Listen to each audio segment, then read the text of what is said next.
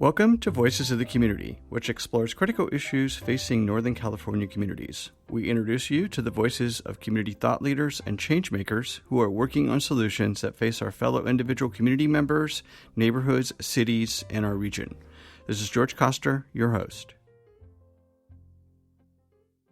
This episode is part of our series exploring COVID-19's impact on nonprofits and small businesses in the San Francisco Bay Area. Back in April of 2020, when we decided to create this ongoing series on COVID-19's impact, first on nonprofits and then on small businesses in the San Francisco Bay Area, we, like you, had no idea how long the pandemic would go on and what the health and economic impact would be in our community. With vaccinations increasing, COVID-19 cases and deaths decreasing, we're now moving into the summer of 2021 with the reopening of the economy and all of the uncertainty of our ever-changing indoor and outdoor, vaccinated and unvaccinated protocols, and the politics that will drive how we all come back together as a unified or fractured community. We will continue to shine a spotlight on the nonprofits and small businesses that make up the fabric of our community, along with the founders and staff who are struggling to deal with the impact of the COVID-19 pandemic on their operations, services, and sustainability until we can all get to the other side of the pandemic. Along the way, we will also share with you all the amazing solutions that our nonprofits, small businesses, foundations, and government leaders are working on to help us all get to the other side of the pandemic and come together to rebuild our communities with more economic, social, and environmental equality. But it all has to do with really Jen's ability to connect me with the things that I needed in my life. My daughter, some comfort or confidence in knowing that it'll be okay, whether it be health-wise or whether it be housing-wise. The confidence that I got there. And then the guidance. I wanted to do it right. And without Jen, I wouldn't have been able to have done it the right way. And without Miracle Money, I wouldn't have been able to have the resources to do it the right way. So here I am. I'm joined remotely by the founder and CEO of Miracle Messages, Kevin Adler, and Miracle Messages Friend Program volunteer, Jen Roy, along with Miracle Money Program participant, Ray. Thanks for being here, Kevin, Jen, and Ray. So why don't we start with Jen introducing herself? Hi, my name is Jen, and I just turned 50. Ray, you're next. And at the moment I did that, I also just ended my full-time job as a campus minister at St. Ignatius College Prep, which is a Catholic Jesuit high school in San Francisco, to focus on my dreams of becoming a licensed marriage and family therapist. And so I'm beginning year 2 of a 3-year Master's of Counseling Psychology program at Dominican University of California in San Rafael. And I really just ended my 25-year career in education, both in higher and secondary ed, to go back to graduate school to begin my new career as a therapist. So I live in Novato and I grew up in Marin County, but I have been living in the Pacific Northwest for college and Colorado for grad school, and then worked up at Chico, California, and then was in Boston most recently before moving back to the Bay Area. And I've been back to the Bay Area for about 7 years now. And I live with a wonderful husband and an awesome dog and cat. That's me. Thank you. And turning to you, Ray. My name is Ray. I'm 49 years old. And as Jen mentioned, I guess I'm next to 50 in a few months. I'm a San Francisco Bay Area native until recently, though, with the help of Miracle Messages and Friends and Kevin and Jen. I moved. I'm now in the Midwest and enjoying a new life. And along with that new life comes new goals. And really, the main goal is really to give back a lot of the blessings that I've received from many people in San Francisco before, during, and after I've joined Miracle Friends. And that's just to give back to people who are in need here. So as soon as I'm a little bit more settled here, I plan to actually go for a position with the county agencies, maybe the human services agencies here, and see what I can do to help. It's a big transition. My background is in sales, and I love sales. But after you get the good feeling of being helped by other people, you kind of just want to give that back. So that's my new goal here in the Midwest. Thank you. And Kevin, turning to you.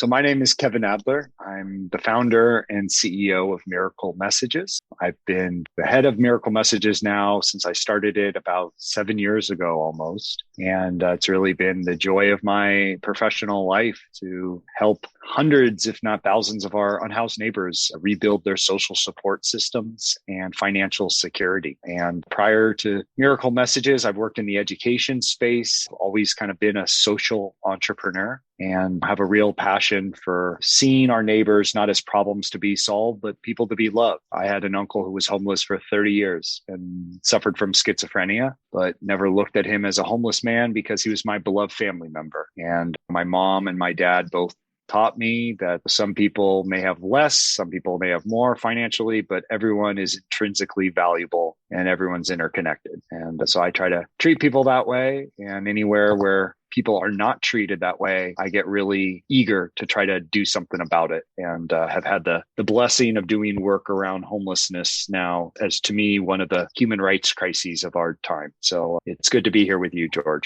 Thank you. And Kevin, staying with you, why did Miracle Messages create the Miracle Money pilot program? Well, my design philosophy, which is an odd way to answer a very simple question, but my design philosophy is to follow what is called desire pathways or natural pathways, which is basically you think of a field and you think of there's the road on one side and on the other side of the field, but then people cut through the middle of that field to try to get from point A to point B. And I believe it's less about creating something from nothing, and it's more about finding what people already want to do and how people already want to walk and how people already want to support, and then enabling that.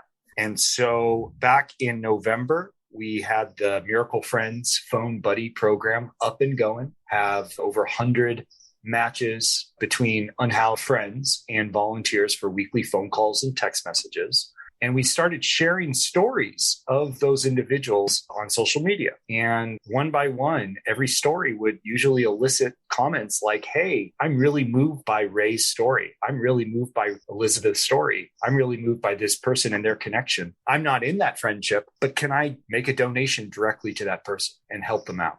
Would that be beneficial? So at Giving Tuesday last 2020, we decided to just dedicate our Giving Tuesday to try to raise as much money as we could give to start a direct cash transfer pilot for our unhoused friends in the Miracle Friends program. We knew that it would be successful if we raised the money. There's been UBI pilots around homelessness in Canada that have gone exceptionally well, and it's increasingly of interest in the United States. And we were just blown away. I knew that if we were successful in raising the funds for the Miracle Money program, that our unhoused friends would use the money wisely and use it for needs from housing, food security, transportation. And so put out the campaign in early December and set an initial goal of $15,000 to try to raise $500 a month for 6 months for 5 individuals that are experiencing homelessness. We ended up raising over $40,000 in just 24-hour period, and then was able to dedicate my birthday a few months later to raise another $10,000 so that we could bring in an initial cohort of 15 individuals and give $500 a month in a guaranteed income for our unhoused friends. And Kevin, staying with you, how are members of Miracle Money chosen, and then how are the funds distributed? Yeah, I mean, a question that we get a lot is how people are selected. And then kind of the question behind the question sometimes is, well, how do you make sure people are using the funds for good purposes and not substances? And just to directly address both of those, we're very relational in our lives. The friendships we have, those work networks we have, so much of what we do every day is based on the trust that we built with other people. It allows us to get jobs, to make recommendations, to show up at parties that we're invited to. And yet what we call relational poverty and social capital is often not present within the homelessness community. Who are these people? Do we know them? We don't even know their story. What happens if they are dangerous? What happens if they're untrustworthy? So what we've developed is a buddy program where our housed volunteers, their friends, to say they're in a great spot to receive Miracle Money. We believe that they're in a great spot in their life. I vouch for them. I give them my stamp of approval. And it's not a perfect system. Sometimes people may not get along and things happen. But from our 120 or so participants in the Miracle Friends program, 70 of those individuals were nominated by their volunteer friends for the Miracle Money pilot. And of those 70, we then selected 15 of those individuals to receive it. This is more competitive than most elite universities, right? And so then it's just walking with people through their journey and being open and honest. I stumble, I make mistakes. There's things I probably spent money on that I shouldn't. We don't hold our friends to any lower or higher standard. So we just make sure that the relational piece is there every week and that we set goals and then we work together to achieve those goals. And we found pretty universally that our Miracle Money recipients have used the funds and invested the funds in ways that not only make sense, but are better than anything I could have envisioned for what the person needed. There's no way I would have known that someone like Mark Drake would need a service dog to help him out through the day. I would never have known that Muhammad needs a blender because he can't eat solid foods. And he also needs pants and a shirt so he can feel good about himself when he goes to mosque on a Friday evening. So it's just stories like that over and over again of seeing our unhoused friends using their Miracle Money funds for really thoughtful reasons. And Ray is a perfect example of that. That brings us to you, Jen. You're one of the Miracle Message friends. Why did you apply? I've always volunteered my whole life. It's something that's been really important to me. And specifically with nonprofits that support those that are unhoused has been a real kind of volunteer niche and belief for me. And I think probably has to do with growing up in San Francisco and really being hyper aware of our unhoused populations in the city and how we were addressing it. So it's a population I've always gravitated to. So most recently, I was volunteering at a nonprofit in the Tenderloin neighborhood of San Francisco for a nonprofit called Care Through Touch that offers healing touch and seated chair massage for those that are living on the streets or in a shelter or in an elderly assisted living program. And so I'm one of the volunteers who actually goes out and gives massage. And it's really been an incredible opportunity. But obviously, when COVID happened, we had to stop doing our volunteer work and not knowing how long it would be before we would be able to go do that again. And we actually still haven't begun doing it yet.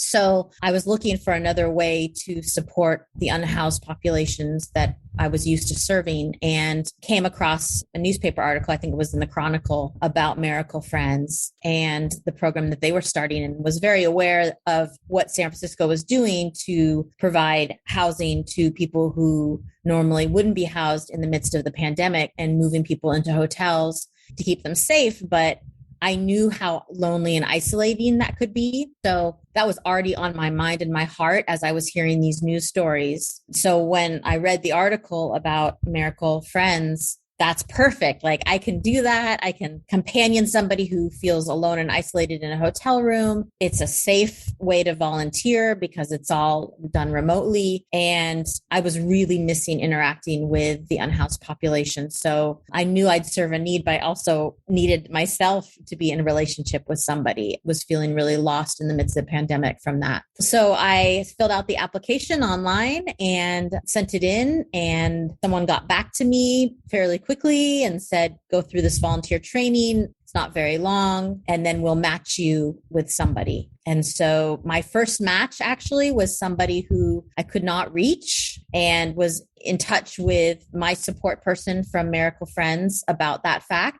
So they ended up switching me, rematching me to Ray. And I'll talk a little bit more about what our relationship has been like.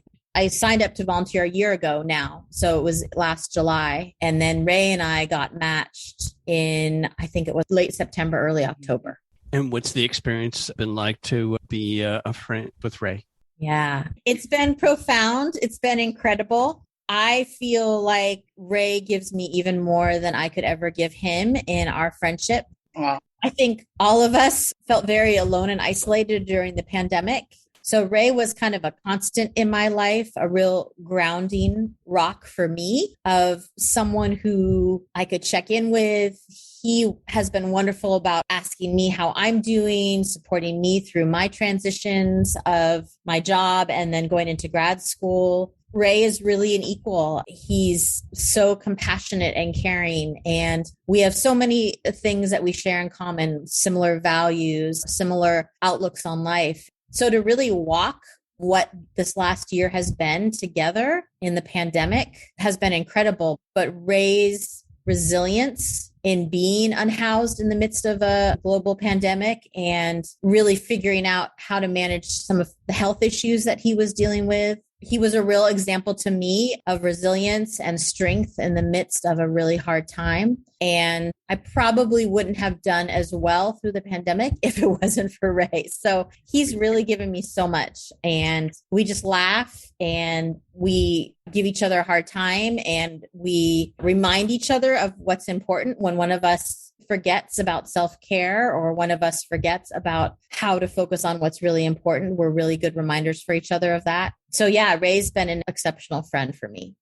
So to Kevin's point, as a friend, why did you nominate Ray for a Miracle Money scholarship? So I was struck by Ray's sensitivity and generosity to others that he was living amongst. So he was in a hotel with many other people that were also a part of the county programs. And the things that he was doing to help other people that were struggling was just amazing. So his generosity was really profound for me. And within a month or two of our friendship, he was talking about his daughter a lot and said his daughter was a high school student. And he knew that I worked at a high school, but we started talking a little bit more about his daughter. And I just really admired how much of a father he wanted to be to her, even with his living circumstances not being exactly what he wanted. He really wanted to be a part of her life and provide for her as any father would want to provide for their daughter. And she was applying for colleges. And one time in our conversation, he said, "Oh, she got into a college. It's a good Jesuit school, just like the high school she goes to." I said, "Ray, wait a second. I work at a Jesuit high school. What high school does she go to?"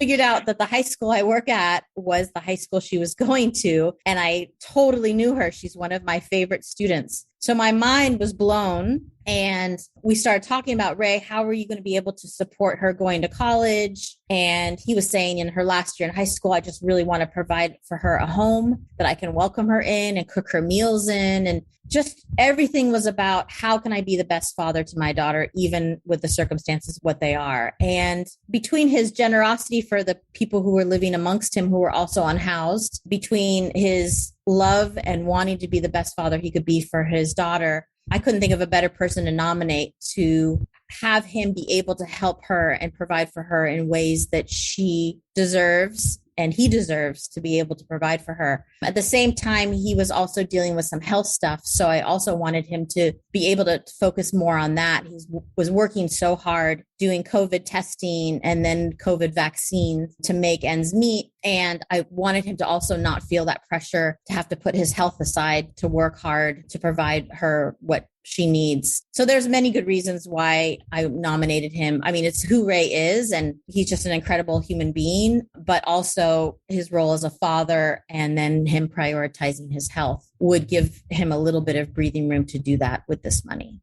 Thank you, Jen. That was great. So Ray, turning to you, and please feel free to edit out whatever feels uncomfortable in this question, but could you share with the audience a little bit about what it was like before you received the Miracle Money funds and then how the funding has helped change your pathway? Absolutely. And George, I hope you don't mind, but I'm going to go even a little bit further back than that, because I think being unhoused, one of the benefits of, it's weird to say this, but one of the benefits that the pandemic provided for me was temporary housing. And so being put into a hotel, but you never really realize, or I didn't realize at least until I was in a room by myself, how important your mental state is. Jen hit it right on. She says that being alone, being isolated from people, you start thinking, I mean, if you're unhoused and you're out in the streets, you're thinking negative already, but being alone in a room, being isolated from other people, that increases even. And so one of the biggest benefits I've ever gotten to that whole thing, even more so than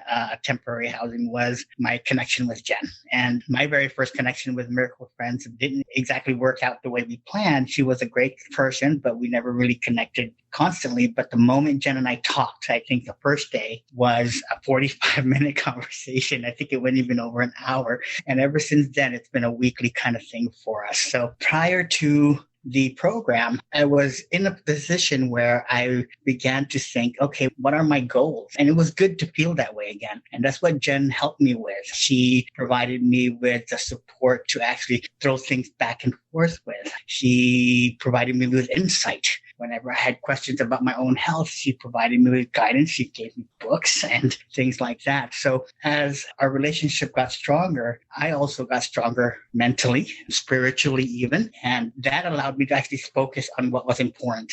And that was providing for my daughter. And so before the Miracle Money program even was presented to me, I already set a goal for myself, and that one day soon, I'm going to be able to tell my daughter, if you ever needed somewhere to go to as a home, that I'll be there for you. And at the time I thought that wasn't something that was realistic until the program was presented to me. And ever since then, I've just been working hard to make sure that I kept that goal. And Jen has been there every step of the way. So has Kevin.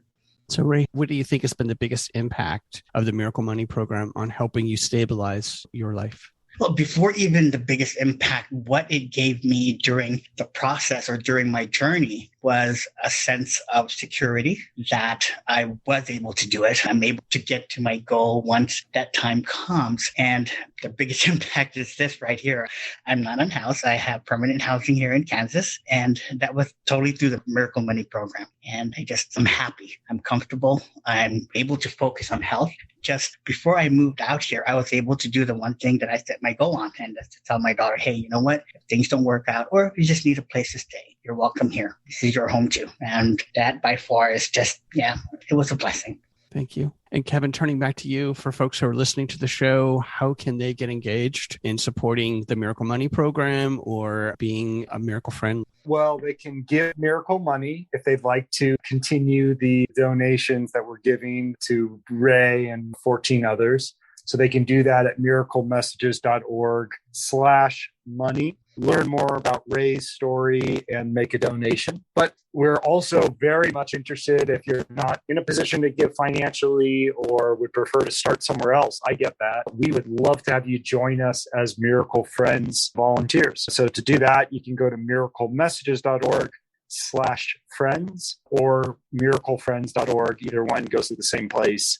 And you fill out a 5-minute application with a little bit of background information, and then we'll match you with someone. I can't promise that they're going to be quite as extraordinary as Ray, but we will find someone for you. And I actually recently got matched with a unhoused friend as well. I've been wanting to be a participant in this program for a while, so it's been a joy to be matched now with Robert and have weekly conversations with him. I'm going to give him a call after this interview's over, actually. Thank you. So turning back to you, Jen, and then same question for Ray as well. What has been some of your favorite moments of participating in the Miracle Friend and Miracle Money program? One of my favorite moments has been getting to share Ray with the entire school community where his daughter went to high school. We do quarterly prayer services as an entire school since we're Catholic. And the last prayer service we did this year, the focus was intersectional solidarity. And I was invited to speak on that. And I really wanted to talk about Ray's and my relationship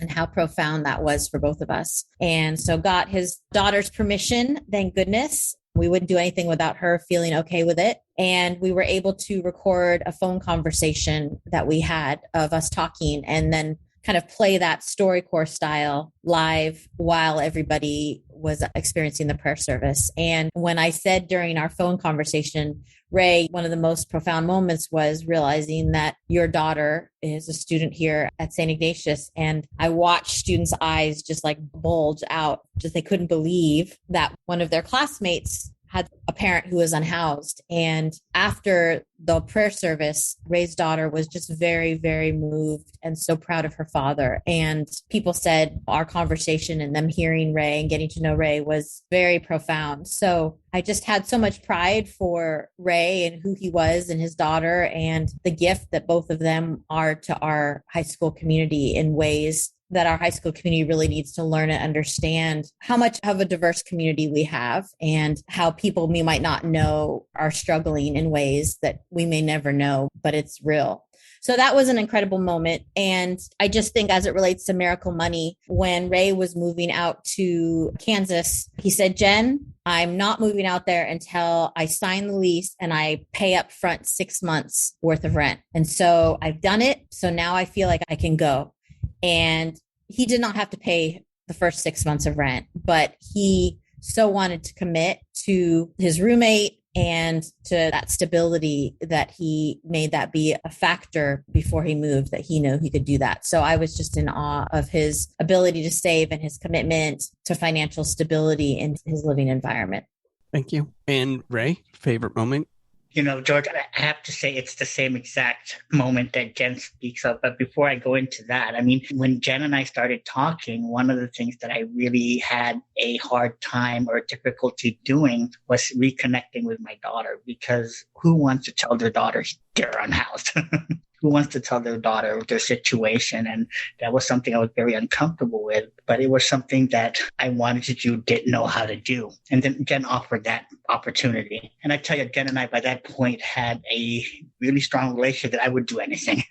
But to do that, I was scared. I was nervous. I didn't want to put any shame to my daughter by having to open up to that. I'm glad she actually approved us doing that together. And once it happened, it just opened up a whole new world. We started talking more. My daughter and I went to lunch several times after that, up to a point where we're discussing now her future. And so that one moment right there was by far my favorite. And attending her graduation with Jen.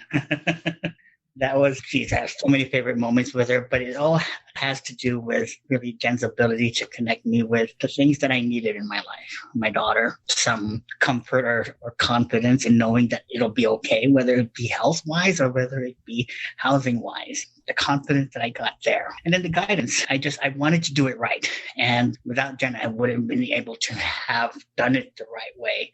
And without Miracle Money, I wouldn't have been able to have the resources to do it the right way. So here I am. Thank you. Really wonderful moments there. So final question for everyone. I'm going to start with you, Kevin. What are some of the positive things that you think could come out of the Miracle Money program to support our unhoused community members? I know this is a pilot, but I also know that Miracle Messages always takes a long view, if you will, on trying to solve a problem that's been around for decades. But what are some of the positive things that you think could come out of it? Well, we take a long view in that we're very values driven and try to meet our unhoused neighbors where they're at and see people who are experiencing homelessness not as problems to be solved, but people to be loved. So there's a lot of theory, concepts, and values there. But in a lot of ways, we're a very pragmatic organization.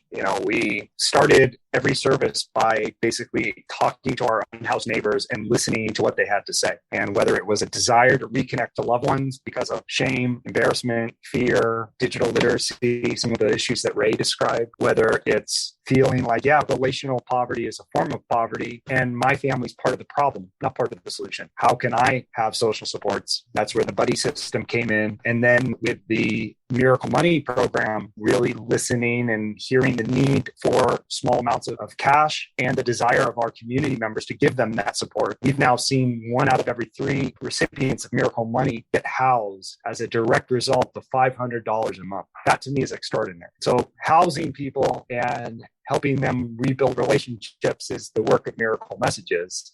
What I'm looking at as next steps is we don't want a good thing to end. And obviously a relationship like Jen and Ray have is timeless. I have no doubt that if we turned off the switch today on Miracle Friends program, even Miracle Messages, their friendship would persist. And I think there's more people out there like Jen and more people out there like Ray who are extraordinary and also frustrated by this issue and the disconnectedness we all feel around this issue and the shame and the kind of it's in the closet. And so whatever we can do as an organization to, on one side of the spectrum, because it's all part of the same continuum, but on one side of the spectrum, people who are experiencing housing stability, give them an opportunity to be volunteers, to make donations, to be a friend. And then for our neighbors who are experiencing homelessness at this moment in life, which Ray is no longer. right? Ray, you are no longer a person experiencing homelessness. You are on the housing security side of the spectrum. And an identity like that should be seen as fluid as I've just described it, because it's not an us versus them. It's all of us. We're all in it together. And I believe that there are many more unhoused neighbors who could benefit from having a friend, from reconnecting with loved ones, or from getting $500 a month as a trust-based income. So that's what we're trying to do, is expand those service offerings in the Bay Area and around the country.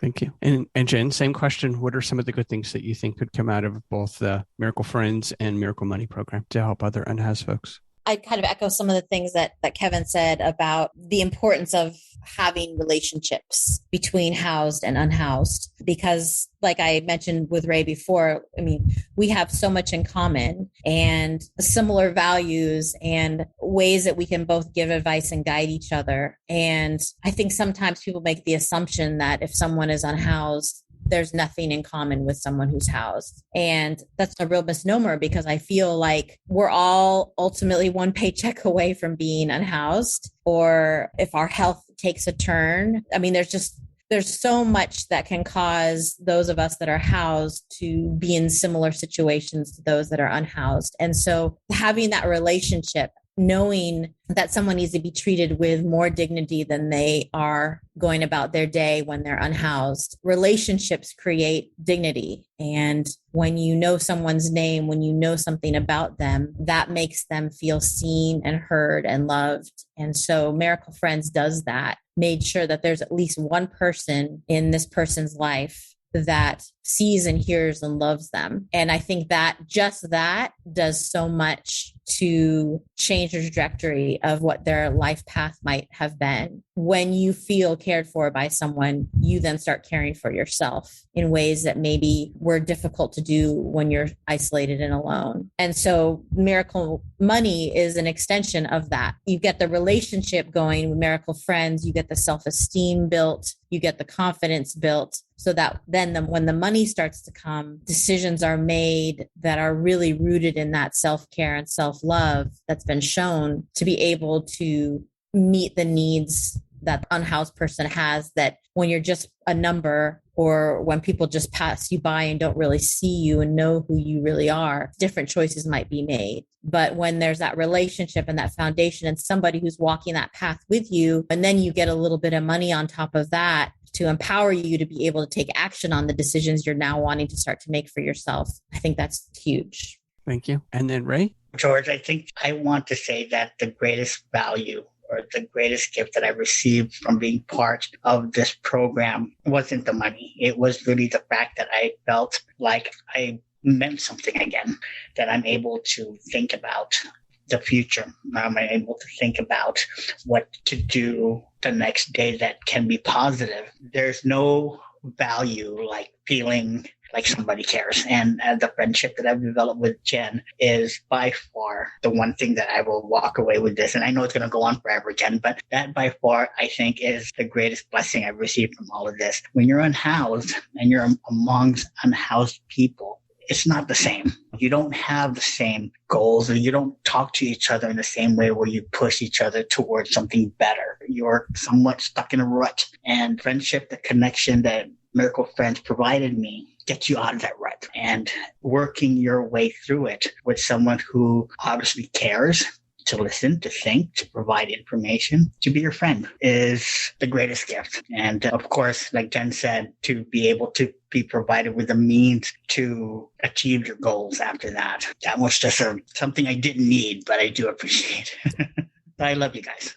Thank you. Really great insights. Thank you, Kevin, Jen, and Ray, for sharing both Miracle Messages and the impact of the Miracle Money program on your lives. We'll make sure that listeners have your contact information, website, and social media so they can follow both Miracle Messages and the Miracle Money pilot program. And the audience can support both the Miracle Friend and Miracle Money programs and get engaged in supporting Miracle Messages' mission to provide support for our fellow unhoused community members. So please stay safe and healthy as we work our way through this brand new pseudo-normalcy of reopening. Thank you, George. Thank you, George. Love you guys. That's it for this episode of Voices of the Community. You've been listening to the voices of the founder and CEO of Miracle Messages, Kevin Adler, and Miracle Messages Friend Program volunteer, Jen Roy, along with Miracle Money Program participant, Ray. To find out more about Miracle Messages and to sign up to become a Miracle Friend, go to miraclemessages.org. And to participate in the Miracle Money Fund, go to miraclemessages.org/money.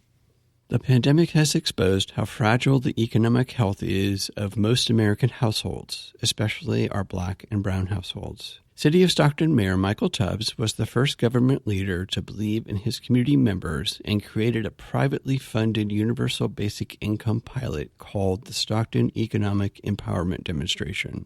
The data from the 2019 pilot showed that providing residents $500 per month that they spend on food, rent, utilities, and car repairs, for example, helps stabilize their households. For more background on Mayor Tubbs and the pilot, please go to georgecoster.com and click on Voices of the Community, and then click on Stockton's Rise from Bankruptcy series and listen to episode 12.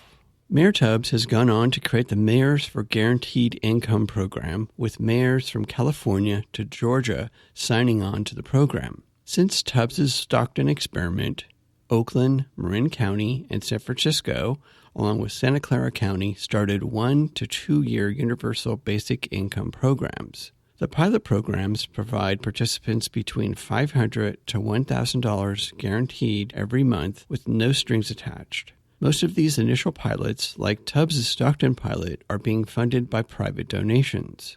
On July 15th, California lawmakers approved the nation's first state-funded guaranteed income program that once Governor Newsom signs the bill, cities and counties can apply for funding to support a current pilot or a new pilot from the $35 million fund. Please tune in to KSFP 102.5 FM on July 29th at 8:30 a.m. for next week's show, where we continue on our theme about unhoused community members, and we introduce you to voices from the Coalition on Homeless and the publisher of Street Sheet. We hope that you enjoyed the insights, points of view, and personal stories from the voices of changemakers and their nonprofits and small businesses featured in this series. To find out more and get engaged with the nonprofits, small businesses, and staff members featured in the series, please go to my website, georgecoster.com, and click on Voices of the Community to find links to the extended versions of these interviews and to listen to the entire series. After listening to these stories, we hope that you will consider making a donation and volunteering to provide a hand up to your fellow community members. I want to thank my associate producer, Eric Estrada, and Casey Nance at Citron Studios, along with the wonderful crew at the San Francisco Public Press and KSFP. Voices of the Community is a member of Intersection for the Arts, which allows us to offer you a tax deduction for your contributions. Please go to georgecoster.com and click on the donate link to make a donation to help us provide future shows just like this one. While you're on our website, you can enjoy our archived past shows, which feature community voices working on solutions to critical issues facing Northern California communities. And you can sign up for our newsletter to find out more about future shows, as well as shows and events from the organizations that are included in our episodes. Take us along on your next COVID walk by subscribing to Voices of the Community on Apple Podcast, Spotify, and Google Podcast, or wherever you get your podcast. You can follow us on Twitter at George Coster, and we'd love to hear from you with feedback and show ideas, so send us an email to george@georgecoster.com. I'm George Coster in San Francisco, and thank you for listening.